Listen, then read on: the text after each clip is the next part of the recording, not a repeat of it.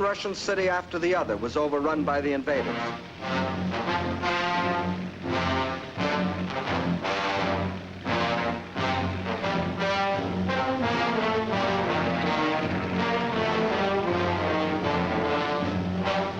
And on July 17th, they captured the first main objective, Smolensk, regarded as the key to Moscow.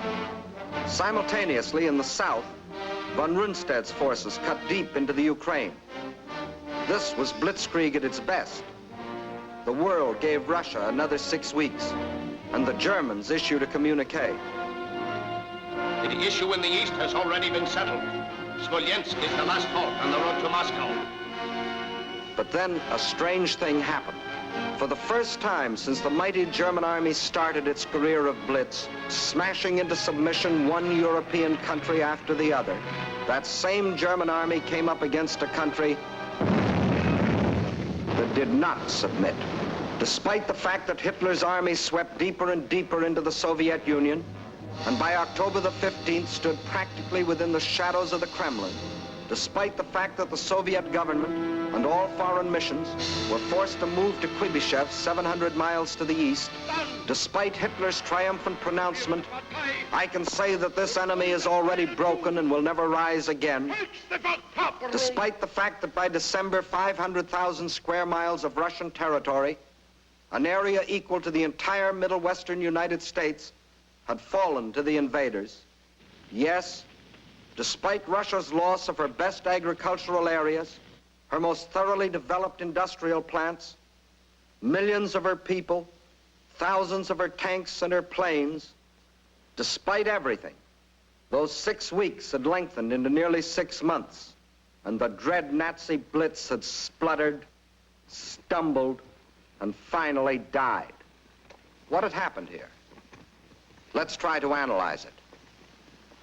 First, in this titanic struggle, not only two armies, but two fighting methods and two strategies came face to face. The German strategy was based on the well-tried Keil and Kessel, or wedge and trap maneuver. One wedge would be driven deep into the enemy territory to hook up with another spearhead driven through to meet it. In the trap thus formed, the victim would be pocketed for annihilation. The German plan in every campaign was to seek a decisive battle at the moment of invasion. A single blow must destroy the enemy without regard for losses. A gigantic, all-destroying blow. Remember the campaigns you have already seen in these films. Poland, the Poles concentrated on their borders. The Blitz broke through. 18 days finished Poland. France, the Allied strength on the borders. The breakthrough at Sedan, and the issue of France was settled. The Balkans, the Yugoslavians rushed to the border. The breakthrough came, and in 12 days, Yugoslavia was gone. The Germans planned the same blitz against the Russians. But the Russians had developed their own strategy, one to take full advantage of the vast area of their land. The Russian strategy was a defense in depth, line after line, far back into the interior. And when the Nazi wedge struck, the first line would bend with it until it became part of the second. Again, the wedge would strike. Again, a segment would be lost. But again, the line would bend until it became part of the third. So the deeper the Germans plowed into Russian soil, the stronger their opposition, until finally they faced an unshatterable wall and were robbed of their chance to hit that all-destroying blow they had counted on. The result? The Germans conquered land and lost the campaign.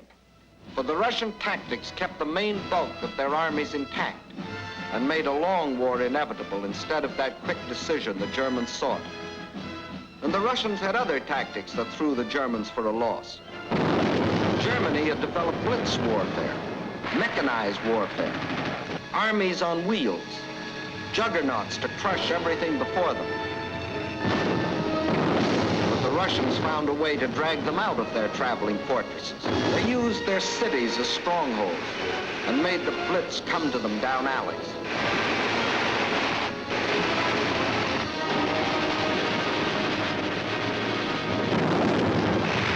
city was bombed, the more impassable it became to the German panzers. They made the names of these Russian cities as familiar to us as the names of towns in the next county. Rostov, Kharkov, Kiev, Kursk, Smolensk. City after city standing in the path of the Nazi Blitz. The Red Army had found a way to make their cities of great strategic importance. Odessa, scene of an heroic siege of more than 2 months, held up the whole Nazi thrust into the Crimea. Sevastopol, which resisted every attempt of the Germans to break through.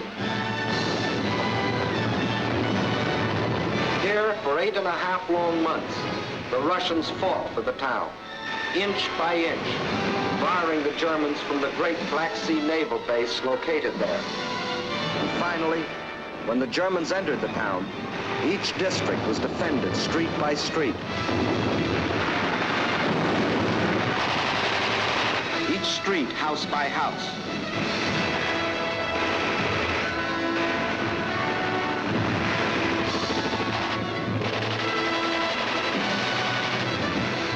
Each house, room by room.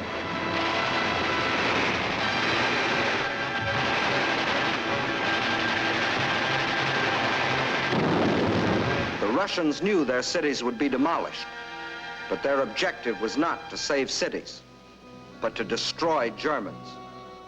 A high price to pay for a copy of Mein Kampf. So the Germans were forced out of their armored shells to fight and to die in the hand-to-hand combat they thought they had abolished. There was another item the Germans had overlooked. They overlooked people. And generals may win campaigns, but people win wars.